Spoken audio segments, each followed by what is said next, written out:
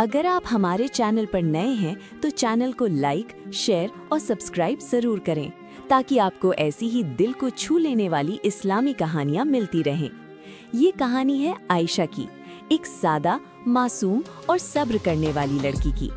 आयशा एक गरीब मगर बाइज्जत घराने से ताल्लुक रखती थी। उसके वालिद एक छोटी सी दुकान चलाते थे और बड़ी मुश्किल से घर का खर्च पूरा करते थे। आयशा बचपन से ही निहायत समझदार और नर्म दिल लड़की थी। वो हमेशा अपने वालिदैन की इज्जत करती और उनकी हर बात मानती थी। वक्त गुजरता गया और जब आयशा जवान हुई तो उसके वालिदैन को उसकी शादी की फिक्र होने लगी। कुछ अरसे बाद एक रिश्ता आया। लड़के का नाम उमर था, जो बैरूने मुल्क काम करता था।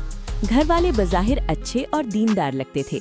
आयशा के वालिदैन ने सोचा कि अगर बेटी की जिंदगी संवर जाए तो इससे बेहतर और क्या हो सकता है। यूं कुछ ही दिनों में आयशा और उमर की शादी तय हो गई और जल्द ही उनकी शादी भी हो गई।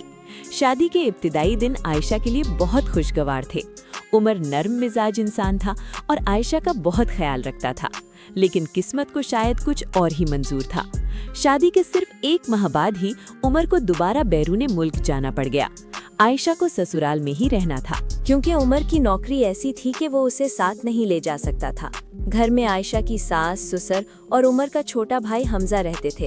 हमजा तलाक याफ्ता था और ज्यादातर वक्त घर में ही रहता था। शुरू में आयशा ने इस बात पर ज्यादा गौर नहीं किया।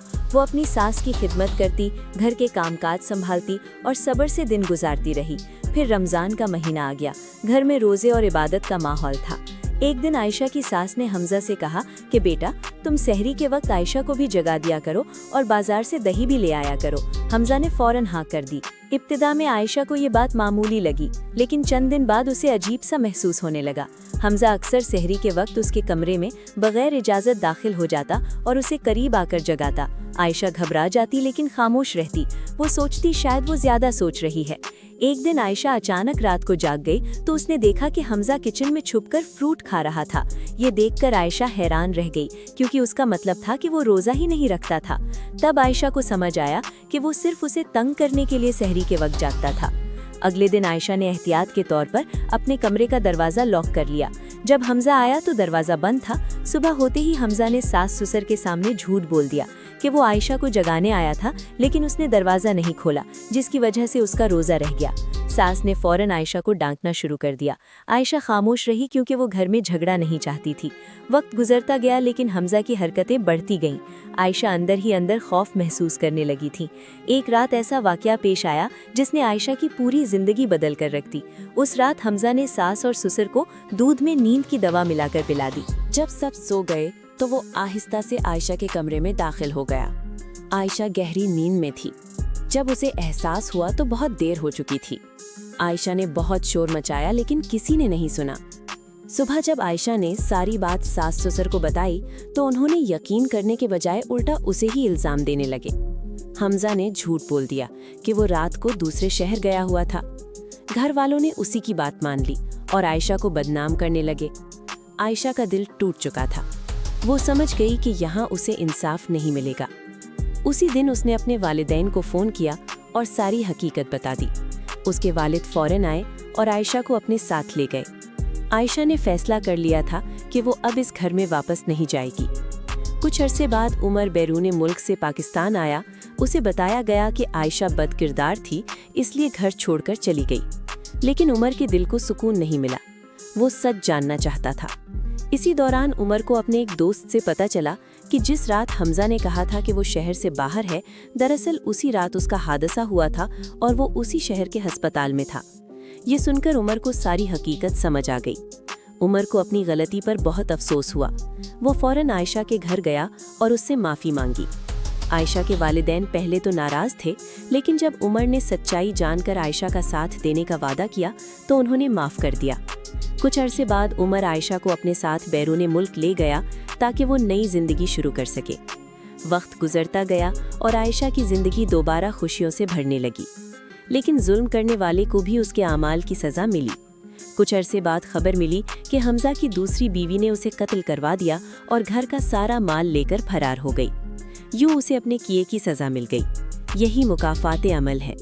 ये कहानी हमें ये सबक देती है कि नामहरम रिश्तों में एहतियात बहुत ज़रूरी है اور ظلم کرنے والا کبھی نہ کبھی اپنے انجام کو ضرور پہنچتا ہے۔ دکان چلاتے تھے اور بڑی مشکل سے گھر کا خرچ پورا کرتے تھے۔ عائشہ بچپن سے ہی نہایت سمجھدار اور نرم دل لڑکی تھی۔ وہ ہمیشہ اپنے والدین کی عزت کرتی اور ان کی ہر بات مانتی تھی۔ وقت گزرتا گیا اور جب عائشہ جوان ہوئی تو اس کے والدین کو اس کی شادی کی فکر ہونے لگی۔ کچھ عرصے بعد ایک رشتہ آیا۔ لڑکے کا نام عمر تھا، جو بیرون ملک کام کرتا تھا۔ گھر والے بظاہر اچھے اور دیندار لگتے تھے۔ عائشہ کے والدین نے سوچا کہ اگر بیٹی کی زندگی سنور جائے تو اس سے بہتر اور کیا ہو سکتا ہے۔ یوں کچھ ہی دنوں میں عائشہ اور عمر کی شادی طے ہو گئی اور جلد ہی ان کی شادی بھی ہو گئی۔ شادی کے ابتدائی دن عائشہ کے لیے بہت خوشگوار تھے۔ عمر نرم مزاج انسان تھا اور عائشہ کا بہت خیال رکھتا تھا، لیکن قسمت کو شاید کچھ اور ہی منظور تھا۔ شادی کے صرف 1 ماہ بعد ہی عمر کو دوبارہ بیرون ملک جانا پڑ گیا۔ عائشہ کو سسرال میں ہی رہنا تھا، کیونکہ عمر کی نوکری ایسی تھی کہ وہ اسے ساتھ نہیں لے جا سکتا تھا۔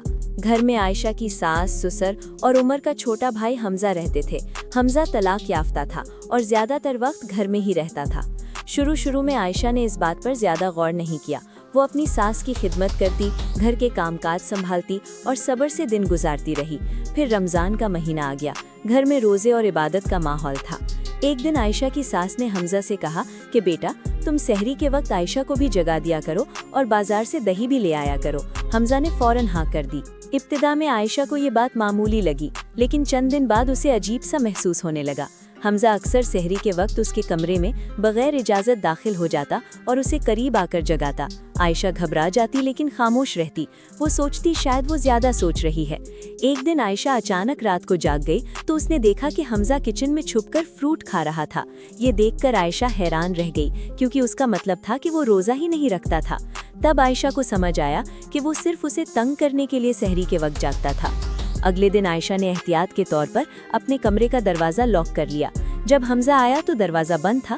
صبح ہوتے ہی حمزہ نے ساس سسر کے سامنے جھوٹ بول دیا کہ وہ عائشہ کو جگانے آیا تھا، لیکن اس نے دروازہ نہیں کھولا، جس کی وجہ سے اس کا روزہ رہ گیا۔ ساس نے فوراً عائشہ کو ڈانٹنا شروع کر دیا۔ عائشہ خاموش رہی کیونکہ وہ گھر میں جھگڑا نہیں چاہتی تھی۔ وقت گزرتا گیا لیکن حمزہ کی حرکتیں بڑھتی گئیں۔ عائشہ اندر ہی اندر خوف محسوس کرنے لگی تھی۔ ایک رات ایسا واقعہ پیش آیا جس نے عائشہ کی پوری زندگی بدل کر رکھ دی۔ اس رات حمزہ نے ساس اور سسر کو دودھ میں نیند کی دوا ملا کر پلا دی۔ جب سب سو گئے تو وہ آہستہ سے عائشہ کے کمرے میں داخل ہو گیا۔ عائشہ گہری نیند میں تھی۔ جب اسے احساس ہوا تو بہت دیر ہو چکی تھی۔ عائشہ نے بہت شور مچایا لیکن کسی نے نہیں سنا۔ صبح جب عائشہ نے ساری بات ساس سسر کو بتائی تو انہوں نے یقین کرنے کے بجائے الٹا اسے ہی الزام دینے لگے۔ حمزہ نے جھوٹ بول دیا کہ وہ رات کو دوسرے شہر گیا ہوا تھا۔ گھر والوں نے اسی کی بات مان لی اور عائشہ کو بدنام کرنے لگے۔ عائشہ کا دل ٹوٹ چکا تھا۔ وہ سمجھ گئی کہ یہاں اسے انصاف نہیں ملے گا۔ اسی دن اس نے اپنے والدین کو فون کیا اور ساری حقیقت بتا دی۔ اس کے والد فوراً آئے اور عائشہ کو اپنے ساتھ لے گئے۔ عائشہ نے فیصلہ کر لیا تھا کہ وہ اب اس گھر میں واپس نہیں جائے گی۔ کچھ عرصے بعد عمر بیرون ملک سے پاکستان آیا۔ اسے بتایا گیا کہ عائشہ بد کردار تھی، اس لیے گھر چھوڑ کر چلی گئی۔ لیکن عمر کے دل کو سکون نہیں ملا۔ وہ سچ جاننا چاہتا تھا۔ اسی دوران عمر کو اپنے ایک دوست سے پتہ چلا کہ جس رات حمزہ نے کہا تھا کہ وہ شہر سے باہر ہے، دراصل اسی رات اس کا حادثہ ہوا تھا اور وہ اسی شہر کے ہسپتال میں تھا۔ یہ سن کر عمر کو ساری حقیقت سمجھ آ گئی۔ عمر کو اپنی غلطی پر بہت افسوس ہوا۔ وہ فوراً عائشہ کے گھر گیا اور اس سے معافی مانگی۔ عائشہ کے والدین پہلے تو ناراض تھے، لیکن جب عمر نے سچائی جان کر عائشہ کا ساتھ دینے کا وعدہ کیا تو انہوں نے معاف کر دیا۔ کچھ عرصے بعد عمر عائشہ کو اپنے ساتھ بیرون ملک لے گیا تاکہ وہ نئی زندگی شروع کر سکے۔ وقت گزرتا گیا اور عائشہ کی زندگی دوبارہ خوشیوں سے بھرنے لگی، لیکن ظلم کرنے والے کو بھی اس کے اعمال کی سزا ملی۔ کچھ عرصے بعد خبر ملی کہ حمزہ کی دوسری بیوی نے اسے قتل کروا دیا اور گھر کا سارا مال لے کر فرار ہو گئی۔ یوں اسے اپنے کیے کی سزا مل گئی۔ یہی مکافات عمل ہے۔ یہ کہانی ہمیں یہ سبق دیتی ہے کہ نامحرم رشتوں میں احتیاط بہت ضروری ہے اور ظلم کرنے والا کبھی نہ کبھی اپنے انجام کو ضرور پہنچتا ہے۔ گزرتا گیا اور عائشہ کی زندگی دوبارہ خوشیوں سے بھرنے لگی، لیکن ظلم کرنے والے کو بھی اس کے اعمال کی سزا ملی۔ کچھ عرصے بعد خبر ملی کہ حمزہ کی دوسری بیوی نے اسے قتل کروا دیا اور گھر کا سارا مال لے کر فرار ہو گئی۔ यूं उसे अपने किए की सज़ा मिल गई। यही मुकाफ़ात अमल है। ये कहानी हमें ये सबक देती है कि नामहरम रिश्तों में एहतियात बहुत ज़रूरी है और जुल्म करने वाला कभी न कभी अपने अंजाम को ज़रूर पहुंचता है।